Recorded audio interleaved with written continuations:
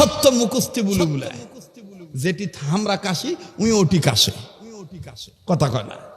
কোন বা বক্তা মরে গেছে, আমার এক বড় ভাই ছিলেন, ওস্তাদ ছিলেন, উনিও আমার মুরব্বী। উনার ওয়াজ এক বক্তা নকল করছে, তো উনি ওই ওয়াজ করতে যে বলছে যে আল্লাহর বহুত বড় মেহেরবানি যে আল্লাহ মাঘ মাসে শীতের রাত্রে, হাড় কাঁপানো শীতের রাত্রে আমাদেরকে মাহফিলে আসার তৌফিক দিছে।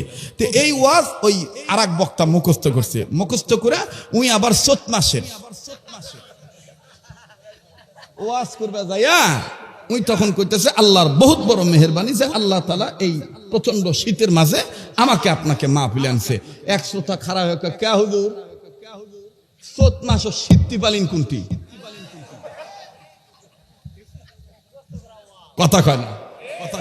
চৈত মাসর শীতটি পালিন কুটি?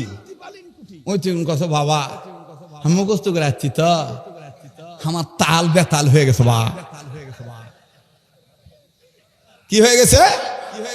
বহুদিন আগে আমার মনে আছে, আমি ওই মাতাজি বেলট এলাকায় একটা মাহফিল করেছিলাম।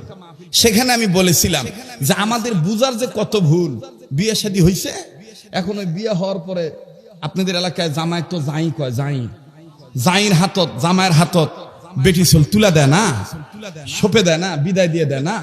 নানি বলেন, খালা বলেন, শাশুড়ি বলেন, সবাই তখন এত দূরে বসেন, না হাত ধরবো তাও পায় না, কাছে আসেন নাকি চলে যাবেন কোনটা?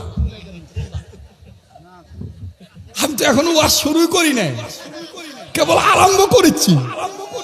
কথা কয় না, কারণ আমি বক্তা সিংকা, আমার শ্রোতারাও সিংকা। এরা শ্যালো মেশিনের মতন আস্তে আস্তে স্টার্ট হয়, সেল পেলায়। কথা বলেন ঠিক কিনা? চলে যাবেন ভাই, আপনার গ্রাম যেহেতু এখানে আপনারই বেশি দায়িত্ব ওয়াজ ঠিক শোনা, কারণ আপনি ঠিক হইলে এই গ্রাম ঠিক হয়ে যাবে। কথা কয় না, যারা বলেন ঠিক কিনা? আর আল্লাহ আপনাকে দিয়ে কাজ নিবে, এজন্য আল্লাহ তাআলা আপনাকে সম্মানের চেয়ারে বসাইছেন। আল্লাহ তাআলা ওনার হায়াতের মধ্যে বরকত দান করেন।